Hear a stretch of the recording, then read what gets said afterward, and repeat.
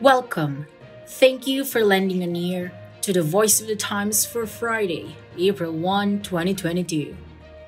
For today's editorial, efforts to end Ukraine war lurching forward. Finally, there is cautious optimism that efforts to end the war in Ukraine are gaining traction. Vladimir Putin has confirmed that he has ordered Russian troops in Ukraine to pull back from frontline positions. Ukraine President Volodymyr Zelensky is toning down his aspirations for his country to join the NATO fold. Russian and Ukrainian negotiators meeting in Turkey have agreed to narrow down discussions to a set of talking points, including giving Ukraine neutrality status. If these developments stay on course, they could clear the path for a ceasefire and a dialogue to chart Ukraine's future. In a little over a month, the war in Ukraine has inflicted deep physical and emotional wounds that will take decades to heal. The Office of the UN High Commissioner for Human Rights estimates that close to 1,151 civilians have been killed as of March 27. 103 of them were children. Close to 2,000 have been injured. Russia is also paying a high price for invading Ukraine, losing as many 17,300 troops and 605 tanks. Indiscriminate bombardment has devastated Ukrainian cities like Mariupol, Kharkiv, and Kherson. More than 10 million people have fled their homes and 4 million have sought shelter in neighboring countries. Political analysts have offered a myriad of explanations for the shifting winds in the Ukraine war. Some say Putin did not expect such fierce resistance from the Ukrainian military and volunteer fighters, forcing him to recalculate his moves. Others suggest he may have set his goals in Ukraine too high or did not have clear goals in the first place. The mission to denazify Ukraine was a limp propaganda ploy that did not resonate well even with the Russian people.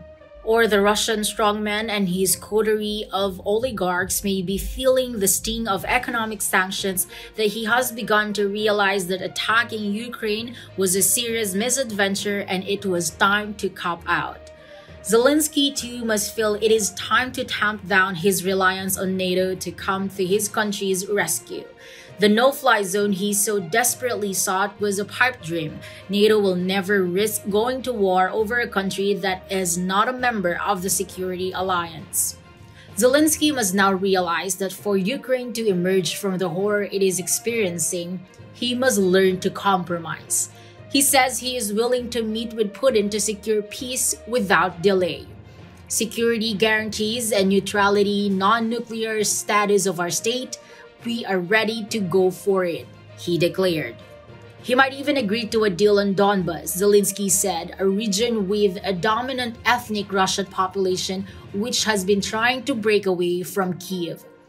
The groundwork for a Putin-Zelensky face-to-face meeting might just be laid during the peace talks in Turkey. The Russian and Ukrainian sides appear to have agreed to a formula for a ceasefire, anchored on a 15-point draft solution in which Kyiv will drop plans to join NATO and promise not to host foreign military bases or accept weaponry such as missiles. In exchange, Kyiv will seek protection from allies such as the United States, Britain, and Turkey. The proposal is a big step forward, but nobody is claiming to see the light at the end of the tunnel. The Ukrainian side is still not fully convinced that Putin has no more tricks up his sleeve. One Ukrainian source already smells trickery and illusion from the Russian side. No peace deal could be nailed down unless the parties work in an environment of trust and cast doubts aside. That means incendiary rhetoric and posturing must be avoided to de-escalate tensions while a plan to end the war in Ukraine is being hammered out. The US and its allies would do well at this crucial point to refrain from stoking anti-Russian sentiments. President Joe Biden's recent tirade that Putin cannot remain in power only makes it more difficult to resolve the conflict in Ukraine. The negotiators should be given a wide leeway in forging an agreement. Ukraine has suffered enough. And that's the editorial for Friday, April 1, 2022. For more news and information, get a copy of the Manila Times on print. Subscribe to its digital edition or log on to www.manilatimes.net. Follow us on Twitter, Facebook, or Instagram. And listen to the Voice of the Times.